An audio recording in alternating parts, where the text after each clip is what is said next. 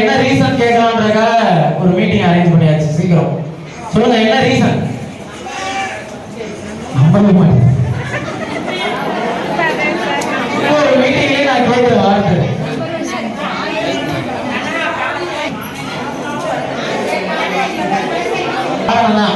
உண்மையா அது காரணம் தான். நீங்க முயற்சி பண்ணாம இருக்கிறது தான் உண்மை. அது மட்டும் தான் ரீசன் எனக்கு தெரிஞ்சது. இன்னும் நீங்க ஸ்டார்ட் பண்ணல. லெவல் 1ல இருக்கீங்க அப்படின்னா லெவல் 1 நம்ம அடுத்து கடந்து போனா என்ன நமக்கு ஆஃபர் அப்படின்றத யாருக்கும் தெரிய மாட்டேங்குது. ஸோ இந்த மாசம் லெவல் 1ல இருக்கீங்க அப்படின்னா லெவல் 1 டபுள் ஆகுனா என்ன ஆஃபர் தெரியுமா? யார் லெவல் 1 இதுல 15,000 ரூபாய் இருக்கு எனக்கு தெரிஞ்சா. 15,000 ரூபாய் நீங்க ஒரு மாசத்துல நீங்க கொடுக்குற எஃபோர்ட்டுக்கு யாராவது 15,000 ரூபாய் சம்பளம் கொடுப்பாங்களா? சொல்லுங்க. அந்த வாய்ப்பை ஏன் மிஸ் பண்றீங்க? யார் இது வரைக்கும் எடுத்து அடுத்த ஸ்டெப் எடுத்து வச்சிருக்கீங்க? லெவல் 1ல இருக்கேன், நான் அதை டபுள் ஆகிறதுக்காக அடுத்த ஸ்டெப் எடுத்திருக்கேன். யார் எடுத்திருக்கீங்க? எத்தனை பேரை கம்ப்ளீட் பண்ணிருக்கீங்க?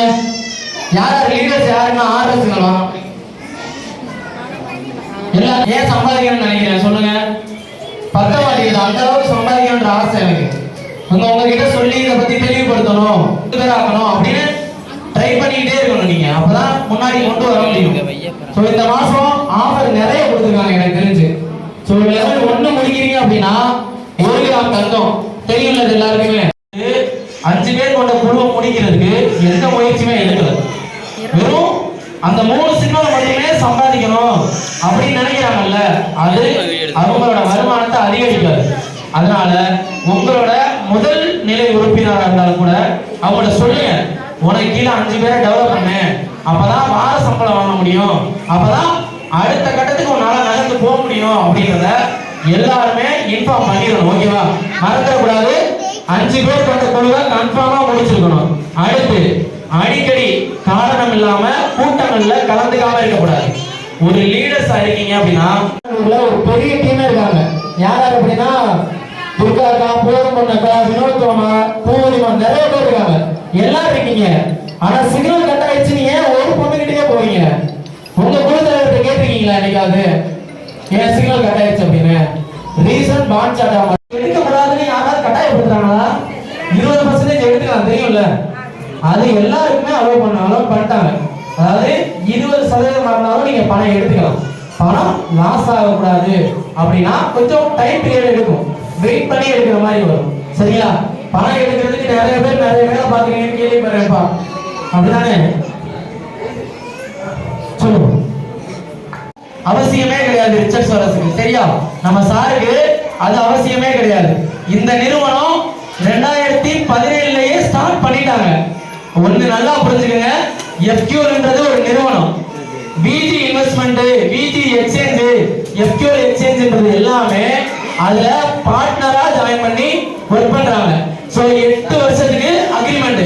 2022ல இருந்து 30 வரைக்கும் ஒரு 8 வருஷம் இந்த வர்த்தகம் பண்ணக்கூடிய ஒரு அமைப்பை நாங்க நடத்துறோம். 8 வருஷம், 8 வருஷத்துக்கு அக்ரிமெண்ட் தான். 8 வருஷத்துக்கு அப்புறம் இது முடிஞ்சிருமா இல்ல 2030ஓட கட் ஆயிடுமா அப்படின்னு கேட்டா அதுக்கு இன்னும் ஒரு தீர்வே கிடையாது. 2030 நெருங்க ஒரு 6 மாசத்துக்கு முன்னாடியே நம்ம நிறுவனம் எப்படி போகுது, எப்படி ரன் ஆகுது அப்படின்றத பொறுத்துதான் ஒரு 6 மாசத்துக்கு முன்னாடியே இதை புதுப்பிச்சிருவேன், அதை உங்ககிட்ட நேரடியாவே நான் தெரிவிச்சிருவேன் அப்படின்றத கிளியரா சொல்லிட்டாங்க ப்ரொஃபசர். சரிங்களா? இதனால 2030ஓட முடிஞ்சிடும் அப்படின்றத யாருமே இன்ஃபார்ம் பண்ணாதீங்க. 2030ன்றது அந்த 8 வருஷத்துக்கான அக்ரிமெண்ட்.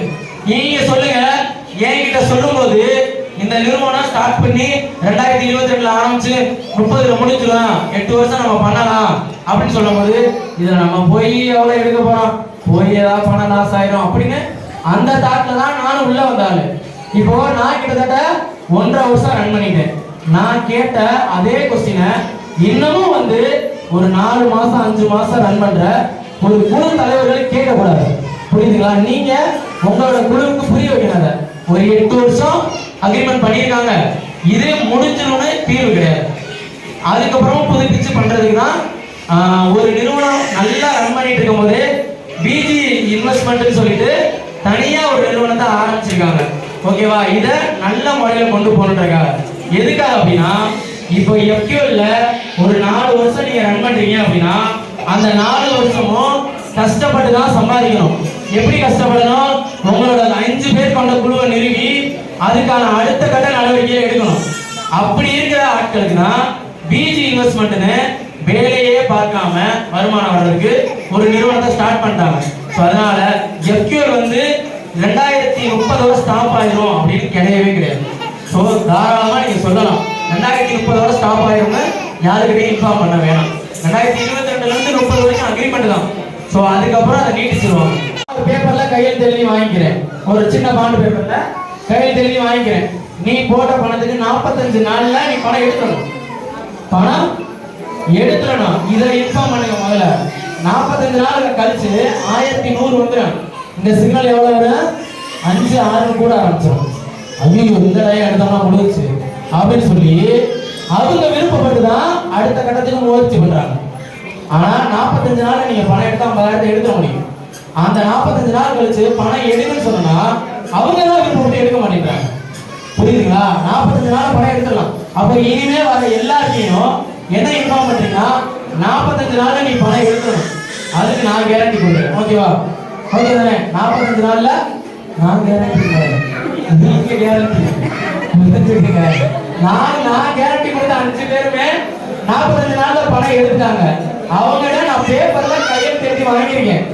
உங்களுக்கு 45 நாள்ல உங்க பணம் வரல அப்படின்னா நான் பொறுப்பெடுத்துக்கிறேன். அவங்கள 45 நாள்ல நான் பணம் எடுக்க வச்சுட்டேன். ஓகேவா? நீங்களும் இதை எடுத்திருக்கீங்க. நீங்க எடுத்ததுனாலதான் இன்னொரு ஓகேவா ஒரு 10 பேர் இருக்கும்போது இதே மாதிரி லாஸ் ஆச்சு. இந்த 10 பேரும் ஒரே இடத்துல இருந்தோம். புரியுதுங்களா? ஒரே இடத்துல இருந்தோம். டக்குனு சிக்னல் லாஸ் ஆயிடுச்சு அப்படின்னா அடுத்த ஒரு 10 நிமிஷத்துல எக்ஸ்ட்ரா ஒரு சிக்னல் கொடுத்து அதை அட்டன் பண்ணோம்னா நமக்கு அந்த சிக்னல் வின் ஆயிடும். அது தெரியும்ல? காப்பி ட்ரேடிங்ல வந்து 5 டைம் வந்து லாஸ் ஆனா அதோட வர்த்தகத்தை உங்களுக்கு திருப்பி கொடுத்துருவாங்க. சரிங்களா? ஆனா இன்னைக்கு 40,000 பேர் கடந்துட்டாங்க. 40,000 பேர்ல சிக்னல் அட்டன் பண்றதுக்கே நிறைய பேர் கஷ்டப்படுறாங்க. எப்படின்னா அந்த செல்லை எடுத்து அது அந்த கஷ்டம் ரொம்ப இருக்கு. அதனால நீங்க சிக்னல் லாஸ் ஆயிடுச்சுன்னா யாரும் திரும்ப போய் அந்த மாதிரி சிக்னல் கொடுத்தா அட்டன் பண்ண மாட்டேங்கிறீங்க. அதனால என்னோட பணத்தை நான் நேரடியாவே உங்களோட ட்ரேடிங் அக்கௌண்ட்ல போட்டு கொடுத்துறேன் அப்படின்னு சொல்லி அவரோட பணத்தை தான் உங்களுக்கு தானே போட்டு கொடுக்குறாரு. ஒருவேளை நீங்க இந்த சிக்னலை மிஸ் பண்ணிட்டீங்கன்னா யோசிச்சு பாருங்க அவருக்கு எவ்வளவு லாஸ். அவர் திரும்ப எல்லாருக்குமே சிக்னலை திருப்பி கொடுத்துருவாரு. அடுத்த ஒரு 10 நிமிஷத்துல திரும்பி கொடுத்துருவாரு. ஆனா 10 பேர் அட்டன் பண்ணுவாங்க. என்னமே தெரிஞ்ச 10 பேர் அட்டன் பண்ணுவாங்க. 1000 பேர் அட்டன் பண்ண மாட்டாங்க. எவ்வளவு பெரிய லாஸ் யோசிச்சு பாத்தீங்களா? அதனால அவருடைய வருமானத்தை நேரடியா உள்ள போடுறாரு. சரிங்களா? நேரடியா உள்ள போறதுனால உங்களுக்கு அந்த பணம் லாஸ் ஆக காமிக்குது. ஸோ அவர் பணம் நேரடியா போடும்போது அவருக்கு நிறைய பணம் லாஸ் ஆகும். அந்த மாதிரி நேரத்தில் நீங்க பணம் எடுத்தா உங்களுக்கு லாஸ் ஆயிடும். ஓகேவா? அதனால வர்த்தகத்தை பூர்த்தி செஞ்சா 10% எடுக்கலாம். இல்ல அப்படின்னா 20% எடுக்கலாம். உங்களோட தேர்வு தான். பணம் எப்படி வேணாலும் எடுத்துக்கலாம். ஓகே தானே?